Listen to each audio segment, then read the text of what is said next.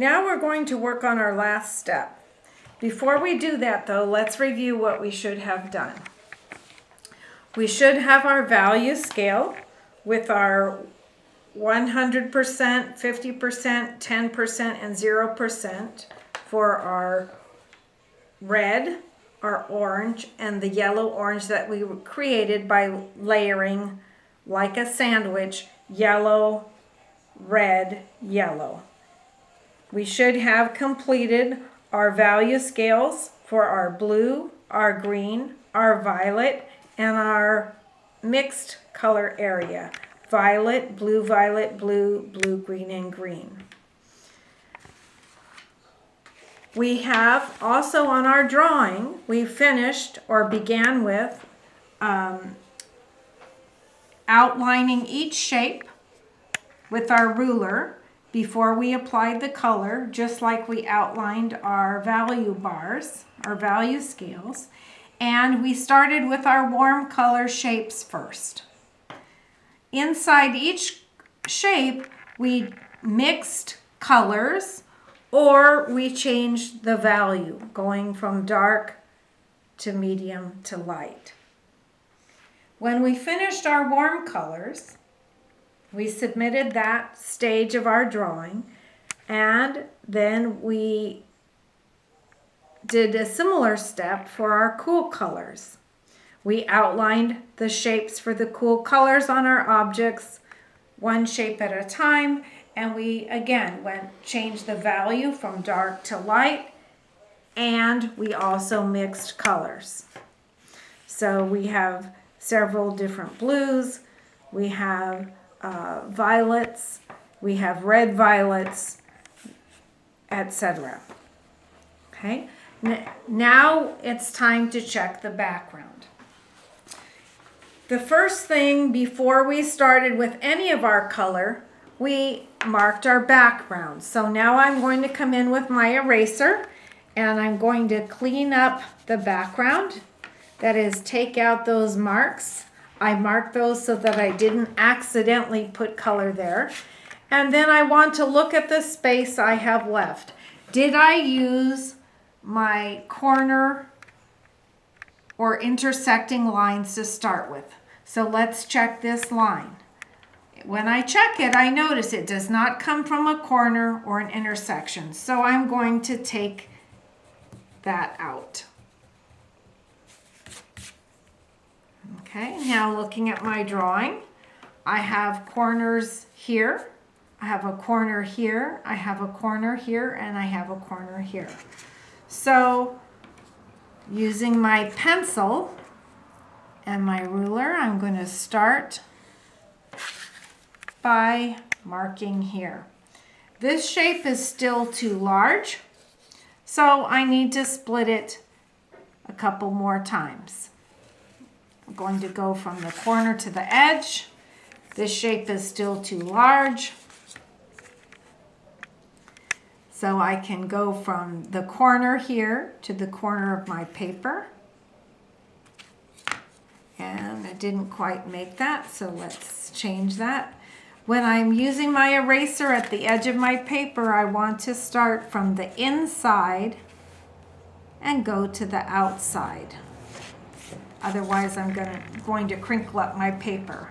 Okay, this shape is still pretty large here, so let's go ahead and split this one more time as well. Okay, so that will work better. Now I have 1, 2, 3, 4, 5 shapes. Okay, for our background, we are going to use our neutral colors. So we need our white, our brown, our gray, and our black. Okay, so we have 4 neutral colors. Now, it's very important, just like in our drawing, we are not just going to use black by itself, gray by itself, brown by itself, or white by itself. We are going to be focusing on value. So even though the colors are different, the neutral colors, I can use my value scale that I have already created as a guide. Like we talked about in our other drawing, I want to think about contrast. Contrast is different. So if I am starting here with a center shape, how do I plan where my dark is going to be? Here is my lighter area on my warm shape. So my darker area is going to be here, coming to light. So I need to think about contrast. Let's start with a mixture of neutrals, and let's try brown and gray. Now let's do,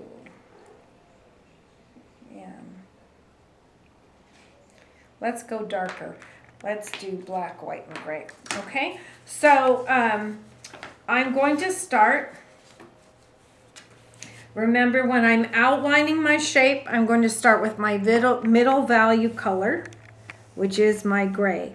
And I need to line up my color, my ruler, and my colors carefully so that I'm not outlining on top of my other colors that I have already applied. So I don't want to leave white places between the shapes. And remember, I'm going over each line 3 times. That will give me a nice, consistent line. If I start with my darkest value color first or my lightest value color first with the outline, it won't work as well. So it's good to start with the medium. Okay, so now remember, I can turn my paper. It's a little easier to work on. I don't start dark first. I've decided that my shape, my value is going to go from light to dark. So my light end is going to be out here.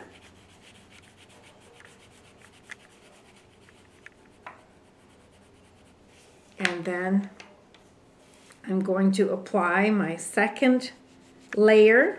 Again, I'm not heavy pressure. I'm changing colors, and I'm starting again from the darker end out.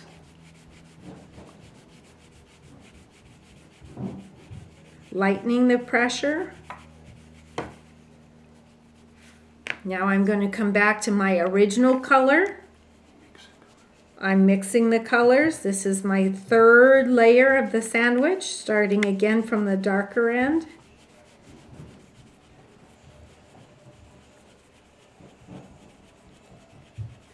Going to the lighter. Okay, and now if I decide this lighter end needs now another color, or I want it smoother, I can start from the lighter end. Again, medium pressure. And coming back. So I have 4 layers of color with varying pressures, and I have a value that I can see going from darker to lighter. Okay, and now I'm ready to go to the next shape. The next shape, now I'm going to use brown as my main tone. I'm going to outline the shape. I do not need to outline the edge of the paper, but I am going to outline the whole shape.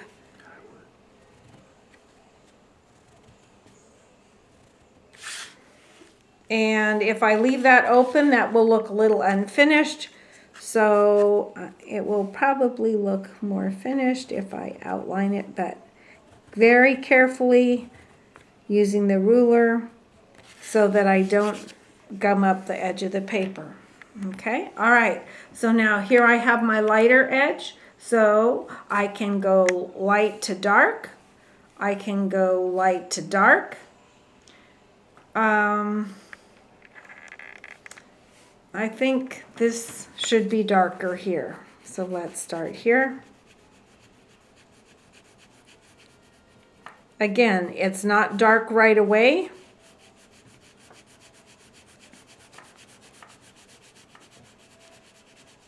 Less pressure at the edge.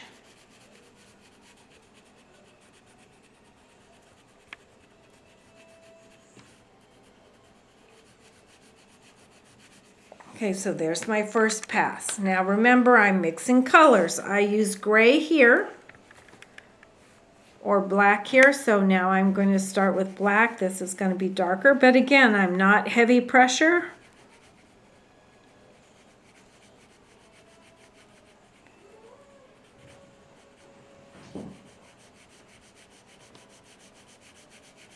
Lighter pressure, barely touching the paper as I go to that outside edge, and it's important that I get all the way to the edge of the shape.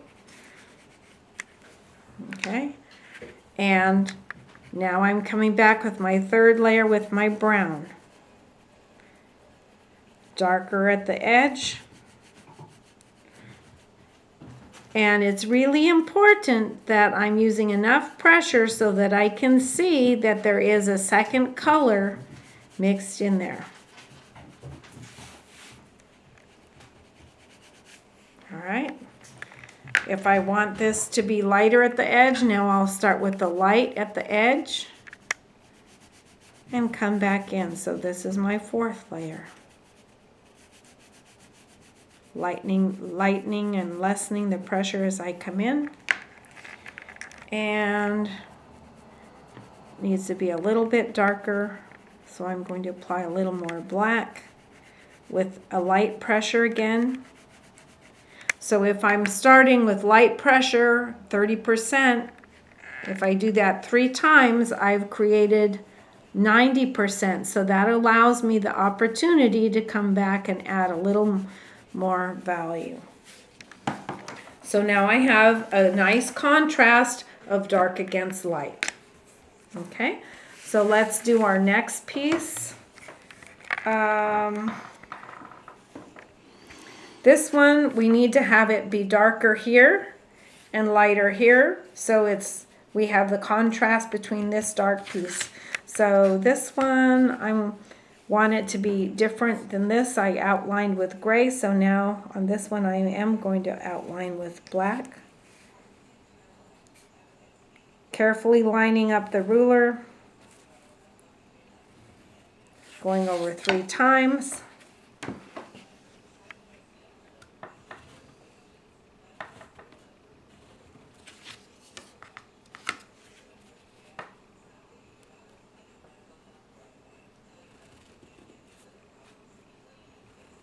And again, when I come to the edge, I have to be careful that I don't damage the edge of the paper. Now that I'm starting with the black, even knowing that this is going to be my black end, I'm still not applying heavy pressure.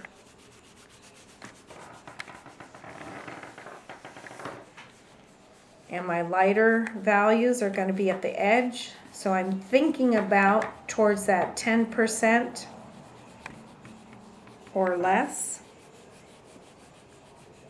What I noticed on value scales is people were kind of having a lot of white abruptly left. So it will look better if we use a more gradual fade out. Okay, so now this shape is going to be mostly black and white, so I'm going to use the gray, but it has to be different than my other black and white. So again, I'm starting at the heavier end or the darker end.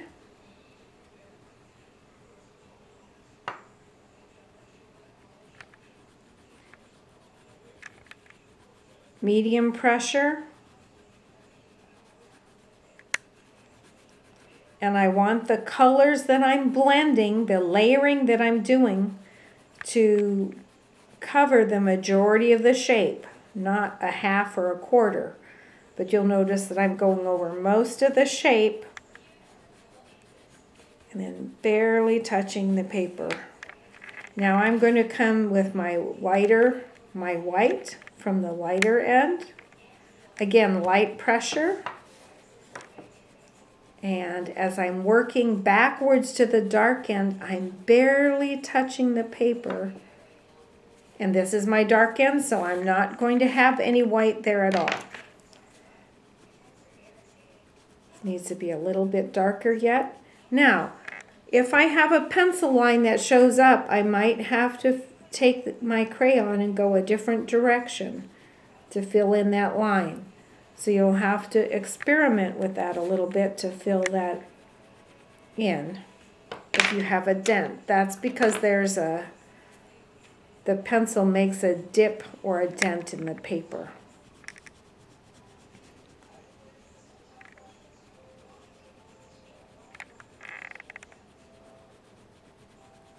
Okay. All right, so there we have a nice value shift. Okay. And even though I use the same colors as I started with my first shape, it is very different. All right, so now I have two shapes left. This one is going to be probably these three colors, because it will help me kind of sprinkle those colors around, but that is enough to get you started. The last thing that I need to talk about is when we sign our drawings, that will be our last step. So even though my drawing goes this way, we call that orientation, I have to decide, does my drawing look better going this way? Does it look better going this way? Does it look going better this way or this way? So, is it horizontal, the way where my shoe is here, or is it vertical? If I choose vertical, sometimes it looks very different going this way or going this way. So once I have completed my drawing and all of the shapes have color and value, then I have to decide how am I going to turn it, and that's called the orientation. And the reason why that's important is because if it's oriented this way, then I'm going to sign it on the lower left or the lower right. If it is oriented this way, which is also horizontal, then I'm going to sign it over here on the lower left or over here on the lower right. Generally, we try to choose a place that is less busy. Okay? That means fewer shapes or fewer colors. If it is going vertically this way, then I will choose the lower right because this is a more simple shape. Here there are lots of different shapes. So I want to look for a simple place. And the final thing is, we are not signing our drawing with crayon. We are signing our drawing with pencil. So if I decide to sign it here, I will choose, it's a blue shape, I'm going to choose my blue colored pencil. I do not sign it right at the edge, I'm going to sign it here. I am only going to use my name and the year or date. So I might sign it, if here is my shape, I would sign it, and I can print it. I can use an apostrophe and I can have 20. If I want to write the number, I would use a dash, but that's probably going to be big. So let's keep it simple. Just the year and your name. Okay? And then fill out the grade sheet. So let's review.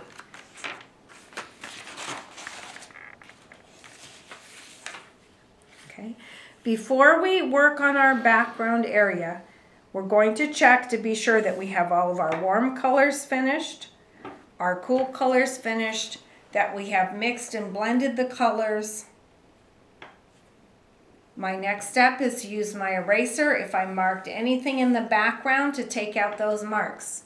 Before we started with color, I marked it with a B for background or an X to make sure that I didn't put color in those spaces. So that's next. The third thing is I want to make sure that I use my ruler, that I'm going from the intersection or corner of a shape to the edge, intersection or corner to the edge. I don't want huge chunks of background in big chunks of space. So I'm using the same rules that I used to create or divide up my other shapes. When I start with my colors, I'm using my neutral colors, black, white, gray, and brown. We have 4. When I'm putting my color in to those shapes, I'm following the same steps. I'm outlining the shape, and then I'm applying color. When I'm applying the color, I'm thinking about mixing to create value. So I might choose black, white, and brown. I might choose black, white, and gray. I might choose white, brown, and gray. So I can use those in any combination, but I'm trying to create the value change in each shape, going from dark to light. It is important that we can see there are 2 or 3 different colors mixed into every single shape. And finally, we will sign our drawing when we are finished, after we have decided on the orientation. Is it going to be vertical or horizontal? With our color pencils, using our name and the date. Happy drawing!